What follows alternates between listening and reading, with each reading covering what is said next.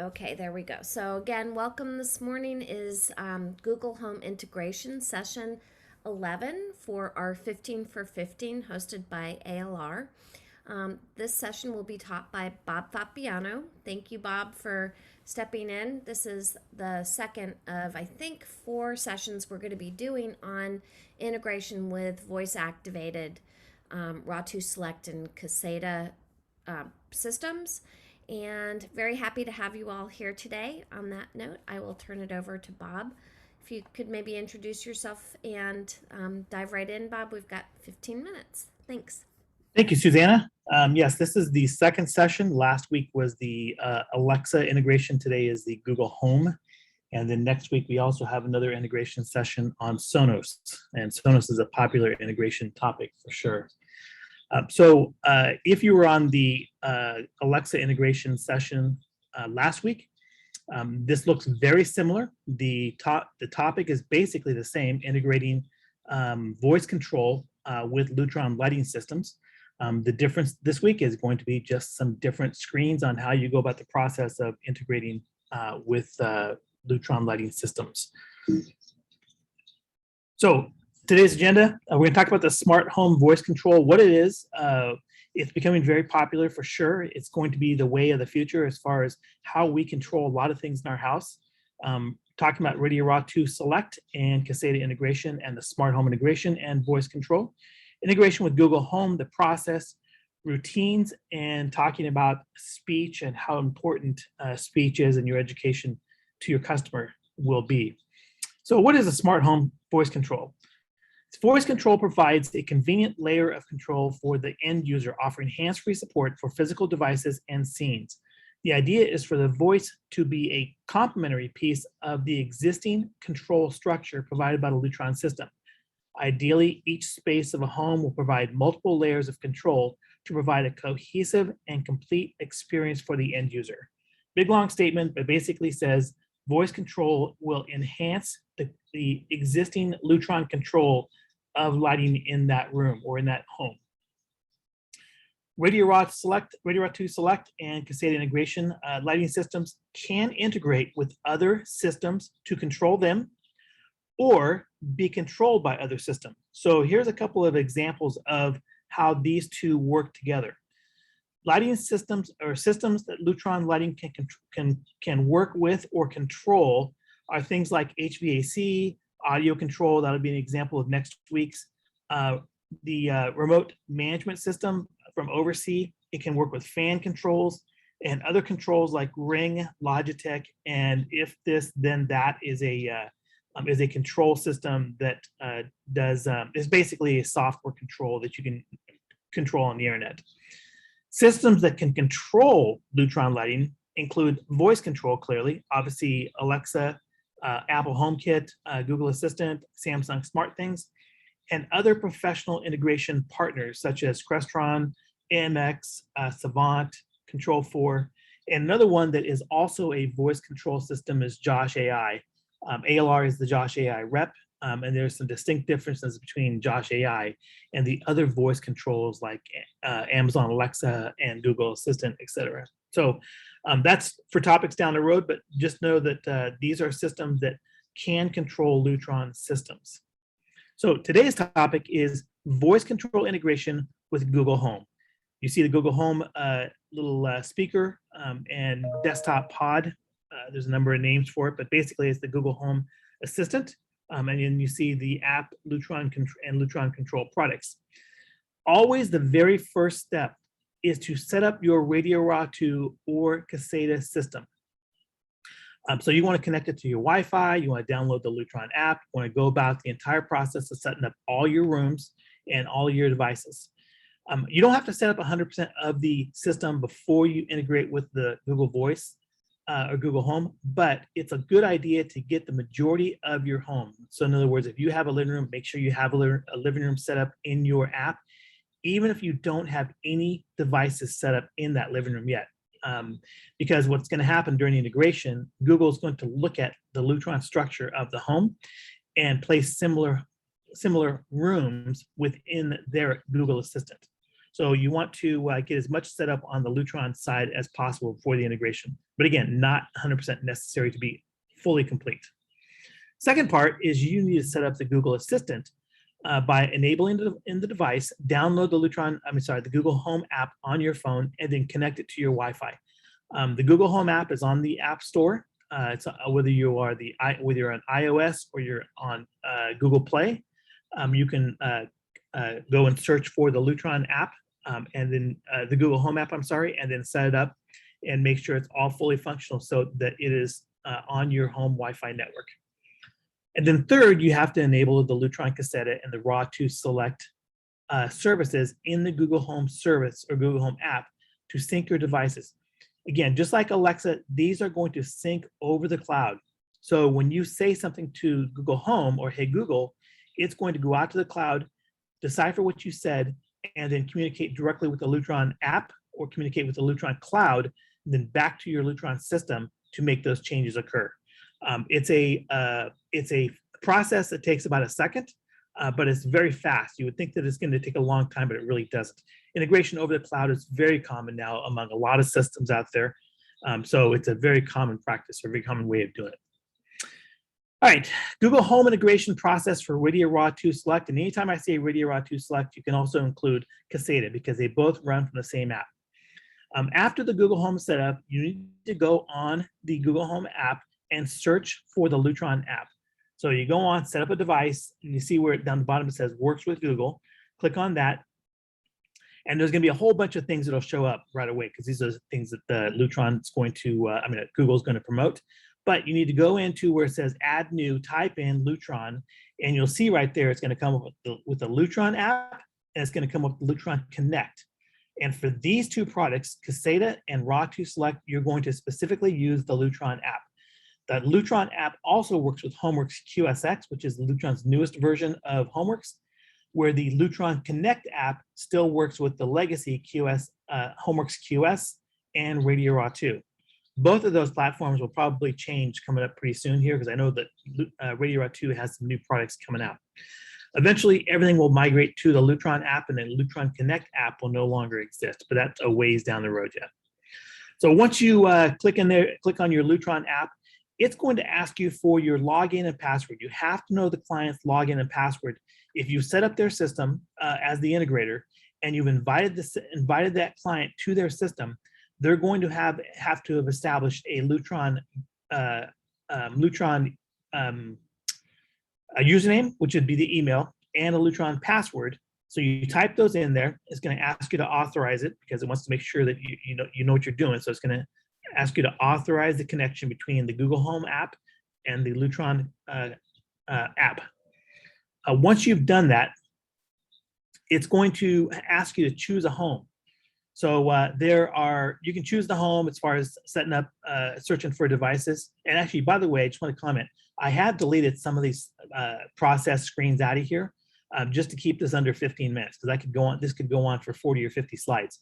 But anyway, so once you finish, you're going to choose a device or search for devices. And I've named the little RAW2 Select kit that I have ALR. And I connected it to my Hey Google app or my Google Home app. So click on the name of the client's system.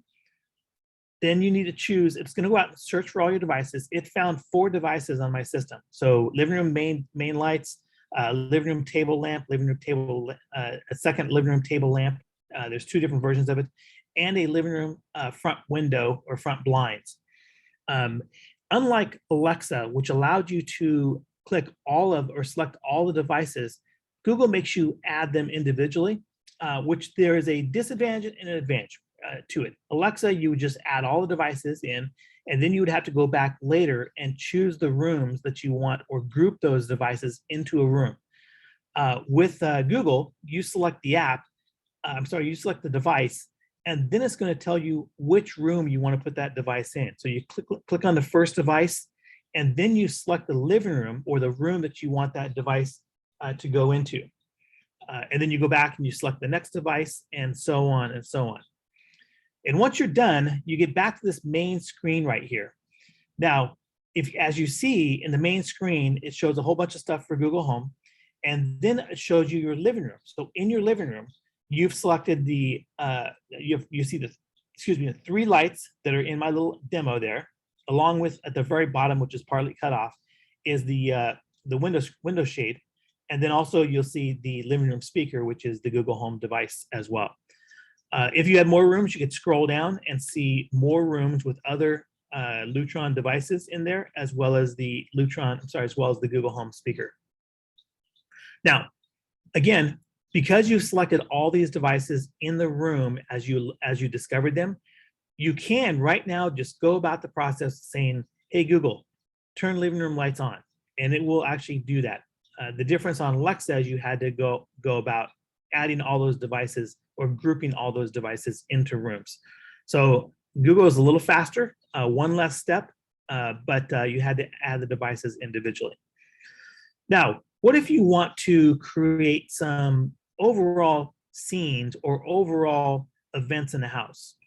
Just like Alexa, Google allows you to create routines, okay? Routines make it easier for the client to understand or easier for the client to operate their system throughout their house. So on the very main screen right there, you see right in the very center where it says routines. So you want to click on routines, and then that'll get you to what are preloaded, some preloaded routines that you can simply go in and edit, or they've been pre-curated is a good way to put it. So you can have Google do things for you. So like say, hey, Google, bedtime, and it will start doing things for you. You have 2 things you can do. You can create your own, or you can go in and modify some of these routines. Now, these routines, I would say, are pretty good routines. They're good global routines. So for like bedtime or good night, it'll respond to either one of those. Is a scene that you can say at the end of the day, kids are in bed already, you're finished watching the news or whatever it is you do right before bed, and you say, hey, Google, good night. And it will go about and turn off all the lights you want. If you have other devices that also communicate with Google Home, lock doors, it'll close shades, set back thermostats, all kinds of things that you want to do to the house when it's time for bed. Same thing in the morning. Good morning. Hey, Google, good morning. But you can go in and modify those. So here's an example of what you would do to modify. There's your bedroom routine on the very small screen right there. So to add more devices, at the very bottom, you want to add action. And when you go into add action, it brings up a whole bunch of routines that you can do or devices that you want to communicate to. So in this case, you want to communicate or adjust your home devices. That's adjust lights, plugs, thermostats, and things like that. You click on adjust home devices, and it allows you to select the devices you want to control, as well as then decide what you want to do with each of those devices. You want to turn it on, you want to turn it off, et cetera, et cetera. Go about saving all of those, or click on done when you're finished, and then you'll come back and you'll see here's all the routines that will occur in bedtime. Again, I deleted some of these afterwards because ask you what time you want to set the alarm. Yeah, if you have it in your bedroom, that's okay. Tell if your phone battery is low. And then on number 3 down there is what we just did, which is adjust lights, plugs, and more. You can select that and also make adjustments to those light levels as well. If you just turn stuff off, you can leave them as off, which is what it's selected in the previous routine. Or you might say entertainment scene, say this is an entertainment scene, you can go in and adjust the light levels based on whatever it is you want. And of course, the bottom one is play the sleep sound. It was like little kind of subtle music that would help lull you to sleep, I guess the best way to put it. So that's creating a routine within Google Home. And you can go in and create your own routines. You don't have to use some of the pre-curated ones and do exactly what you want. So a couple things just a note. There's the adjusting the brightness, which I talked about going into each device and adjusting the brightness. So a couple of things to note about the differences between Google Home and Alexa. I found Google Home to be just a little bit slower, about a second slower, as it goes out, looks and sends your information out to what they call natural processing language, which is a voice engine, basically. And basically, a lot of people use the Google natural processing language voice engine. including Josh AI. But I found it just a little bit slower, like about a second slower than Alexa. Would anybody notice? Probably not. It takes about a second or two for things to actually happen in the house. I did like how Google did group everything into areas as you added devices, because I no longer had to go through that creating groups like I did with Alexa. So I mean, just subtle differences between the two, but both of them function very similarly.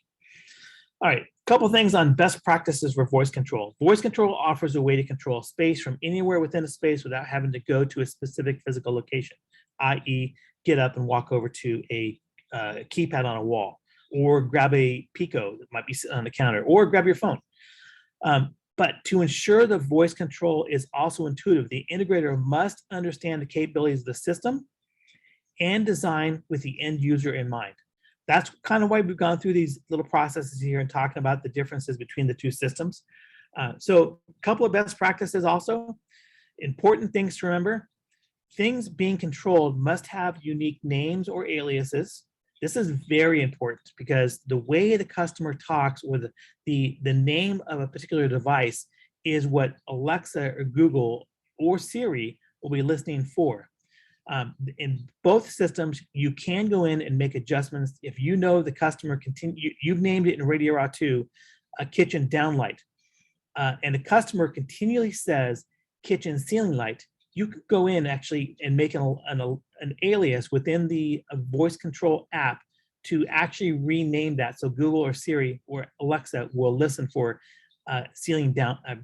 kitchen ceiling lights as opposed to kitchen downlights. Most importantly, always try and keep it simple. Okay, don't overcomplicate this. In most cases, you don't want to use words on or off. So you saw in those routines, hey Google, bedtime, or hey Google, good night. That is something that Alexa or routine or Google or Siri can distinctly determine what you're trying to do and execute that routine. The simplest commands lead to usually greater success. You also need to train your customers, help them understand what lighting loads are being controlled, and also understand what those lighting loads are called. Even though it may not always work, you may have to change an alias within one of these apps to make it work easier.